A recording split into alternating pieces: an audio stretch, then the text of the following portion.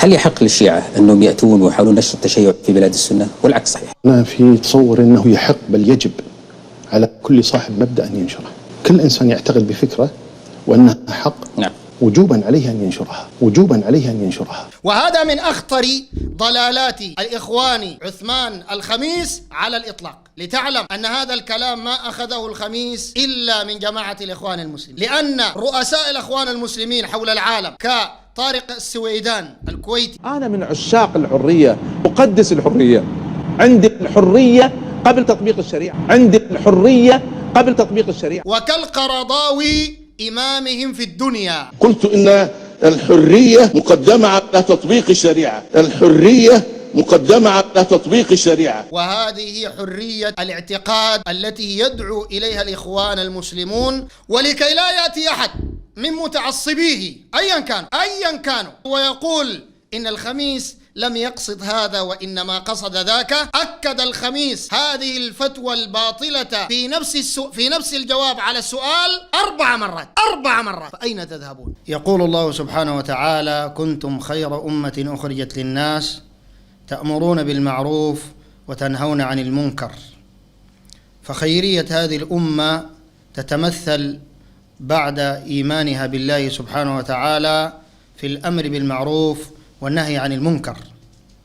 ومن صميم الأمر بالمعروف والنهي عن المنكر الكشف عن دعاة الباطل ودعاة الضلال، لأن النبي صلى الله عليه وسلم هو أول من كشف حالهم وحذر منهم، كما جاء في الصحيح أنه عليه الصلاة والسلام قال: إن الله لا ينتزع هذا العلم انتزاعا من صدور العلماء، وإنما ينتزع العلم بقبض العلماء، حتى إذا لم يبق عالما اتخذ الناس رؤوسا جهالا فسئلوا فأفتوا بغير علم فضلوا وأضلوا.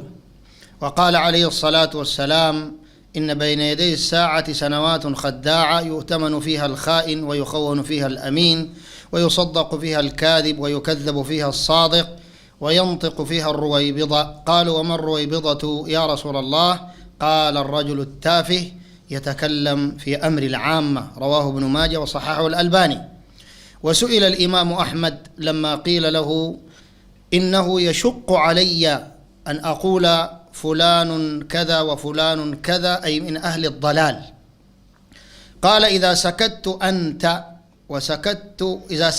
أنت وسكت أنا فمن يعرف الجاهل الصحيح من السقيم؟ وما قام الإسلام إلا بالجرح والتعديل، جرحا لأهل الجرح من أهل الضلال ومن أهل الشر، وتعديلا لأهل الصلاح، إلى غير ذلك من تفاصيل الجرح والتعديل. اليوم نكشف حال الداعية عثمان الخميس الذي اغتر به كثير من المسلمين سنين عددا.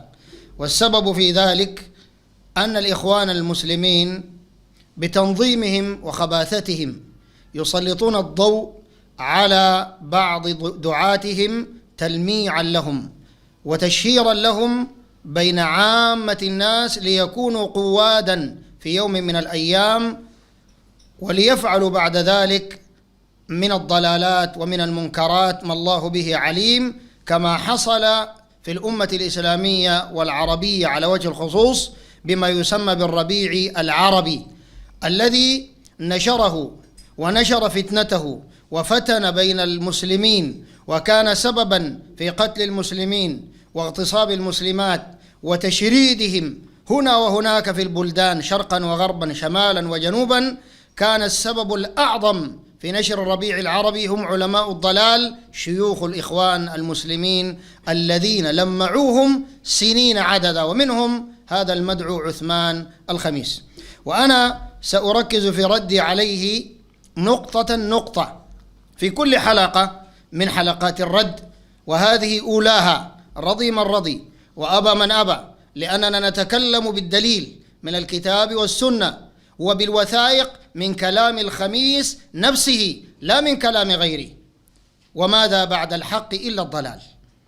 هذا الرجل سأله المذيع في إحدى القنوات العربية قائلا له: هل يجب للشيعة أن يأتوا لنشر التشيع في بلاد السنة؟ هذا كلامه بالنص. هل يحق للشيعة أنهم يأتون ويحاولون نشر التشيع في بلاد السنة والعكس صحيح؟ والجواب عند الجاهل من المسلمين فضلا عن العالم أن يقول: لا يحق للشيعة ولا لجميع أهل الضلال والبدع والكفر والإلحاد أن ينشروا ضلالهم وكفرهم بين المسلمين، وإلا لما أرسل الله الرسل وما أنزل الكتب وما بعث النبي صلى الله عليه وسلم الدعاة، كل ذلك ليحاربوا الباطل.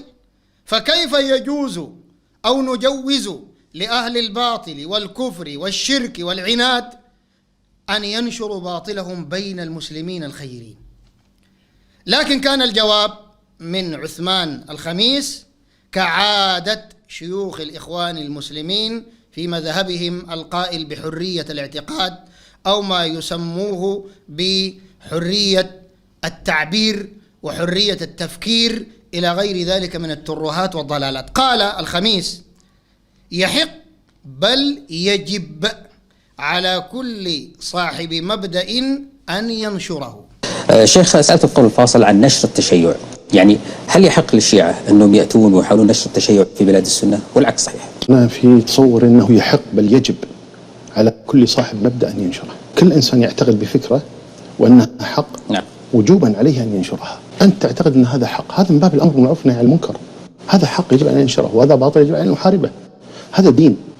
طيب، بل حتى في غير أمور الدين، حتى في مجالاتنا العامة، في حياتنا العامة، أنا أعرف شيئا حقا لابد أن أبلغه. لأنه المرجعيات الكبيرة بين الشيعة يقولون لا تدخلون علينا ولا ندخل عليكم، يعني ما هو صحيح، ما هو صحيح. والسؤال كان عن الشيعة الرافضة أن ينشروا مذهبهم بين المسلمين، والشيعة الرافضة مذهبهم كفري لا علاقة له بالقرآن ولا علاقة له بالإسلام، لا من قريب ولا من بعيد، لأن الشيعة يعتقدون أن القرآن الذي بين أيدينا وقد نزل على محمد صلى الله عليه وسلم كتاب باطل محرف، ويعتقدون أن القرآن الصحيح هو ما يسمى زورا وكذبا عند الشيعة بمصحف فاطمة، حتى جاء في كتاب أصول كافي للكليني الجزء الأول الصفحة 55، وهذا من أعظم مصنفات الشيعة حول الدنيا. قال: وإن عندنا لمصحف فاطمة. قال: وما يدريك ما مصحف فاطمة؟ مصحف مثل قرآنكم كذا وكذا مرة، ليس فيه من قرآن المسلمين ولا حرف واحد. الشيعة يعتقدون أن عائشة رضي الله عنها زانية، قبح الله وجوه الشيعة. الشيعة يعتقدون أن بضعا من النبي عليه الصلاة والسلام سيدخل النار. الشيعة يعتقدون أن أبا بكر وعمر وعثمان وغيرهم بل غالب الصحابة رضي الله عنهم أجمعين في نار جهنم وأنهم كافرون. يأتي الخميس الذي يدعي أصحابه، وكما لمعته قنوات الإخوان المسلمين كقناة المستقلة أعظم قناة لمعت الخميس، يزعم أنه يحارب الشيعة، ويأتي وينقض كل تلك المحاربة المزعومة بكلمة واحدة قائلا: يحق بل يجب على صاحب كل مبدأ أن ينشره، وجوبا عليه أن ينشرها، وجوبا عليه أن ينشرها. والجواب عن نشر مبدأ ومذهب الشيعة: يجب على الشيعة أن ينشروا مذهبهم وكفرهم بين المسلمين. هكذا أفتى عثمان الخميس.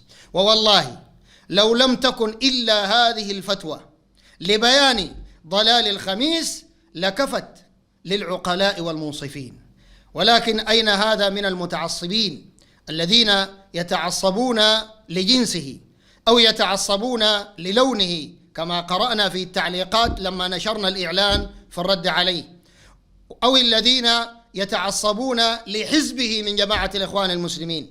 وكل هذا لا ينفعكم، إنما التمسك الحقيقي إنما يكون للكتاب والسنة، كما قال الله جل وعلا: فاستمسك بالذي أوحي إليك. قال: يجب عليهم أن ينشروا مذهبهم، والوجوب هو ما أمر به الشارع على وجه الإلزام بالفعل، أو ما أمر به الشارع إلزاما، وهو ما يثاب فاعله امتثالا ويستحق تاركه اختيارا العقاب، كما قال الفقهاء والعلماء. فمعنى كلام الخميس أنه يجب، كما قال يجب للشيعة أن ينشروا مذهبهم، بل لكل صاحب باطل أن ينشر مذهبه بين المسلمين. كل إنسان يعتقد بفكرة وأنها حق، نعم، وجوبا عليه أن ينشرها. وهذا من أخطر ضلالات الإخوان عثمان الخميس على الإطلاق، على الإطلاق، وليس أمامه وأمام حزبه والمتعصبين له إلا التوبة والرجوع إلى الله سبحانه وتعالى من هذا الكلام، والاعتذار والرجوع إلى الله أولا، ثم الاعتذار للمسلمين ثانيا من هذا الكلام البغيض الذي لا يقوله إلا أتباع إبليس. ليس أمامهم إلا هذا. والصواب بل الواجب الذي يجب أنه يمنع الشيعة من نشر باطلهم وكفرهم ومن سبهم لأصحاب رسول الله، بل يمنع من تكفيرهم لعائشة وأمهات المؤمنين رضي الله عنهم أجمعين، يمنع. بل من نشر منهم كفرا فإن الحاكم يأخذه ثم يستتيبه، فإن لم يتب يقتل، لأن مذهب الشيعة كفر بالله سبحانه وتعالى. تقول يجب ويحق للشيعة أن ينشروا باطلهم ومذهبهم بين المسلمين؟ من أين لك هذه الفتوى؟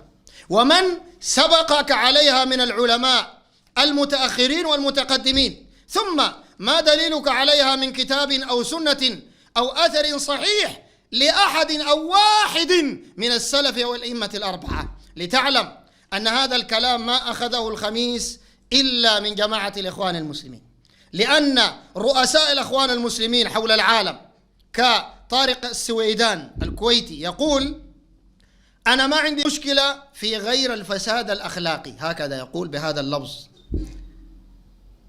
أنا ما عندي مشكلة في الاعتراض على الدولة أو على الحاكم أو على الدين أو حتى على الإسلام، الاعتراض عليه ما عندي مشكلة، أو حتى الاعتراض على الله ورسوله ما عندي مشكلة. من حق الناس أن تقول ما تشاء في غير الفساد الأخلاقي، الدعوة إلى الأفكار، الاعتراض على الدولة، الاعتراض على الحاكم، الاعتراض حتى على الإسلام ما عندي مشكلة به، حتى الاعتراض على الله تعالى وعلى رسول الله.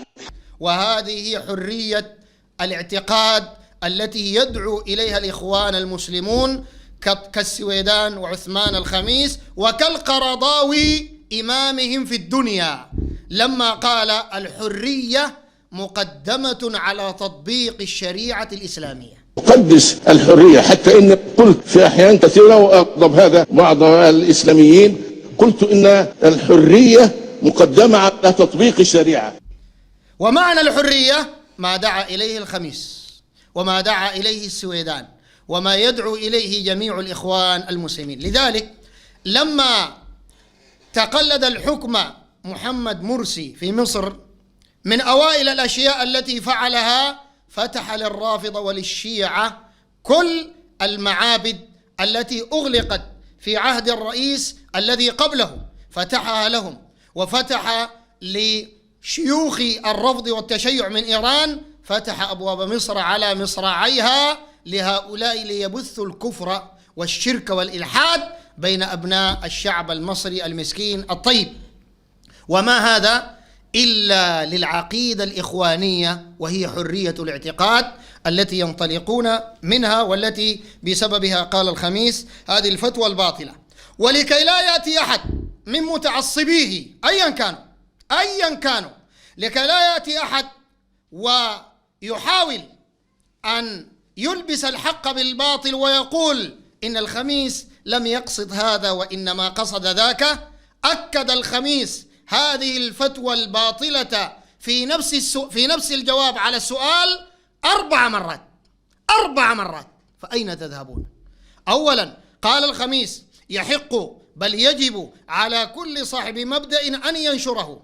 ثانيا قال كل إنسان يعتقد بفكرة وأنها حق وجوبا عليه أن ينشرها. يعني حتى باب الفاتيكان، حتى اليهود الذين احتلوا فلسطين، حتى النصارى القائلين بعقيدة التثليث وأن الله ثالث ثلاثة وأن عيسى هو ابن الله وهو الله، وكل كافر وملحد وشيوعي قائل بأنه لا إله والحياة مادة، كل هؤلاء عند الخميس وجوبا عليهم أن ينشروا مذاهبهم وكفرهم وإلحادهم بالله سبحانه وتعالى.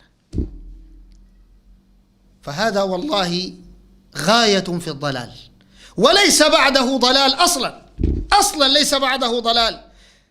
ثالثا قال أنت تعتقد أنها حق، هذا من باب الأمر بالمعروف والنهي عن المنكر، بل هذا هو المنكر، نشرك للضلال هذا هو المنكر الذي تأخذ بسببه الإثم والذنب العظيم، ومن ضللته تأخذ إثمه. قال الله سبحانه وتعالى ليحملوا أوزارهم كاملة يوم القيامة ومن أوزار الذين يضلونهم بغير علم ألا ساء ما يزرون.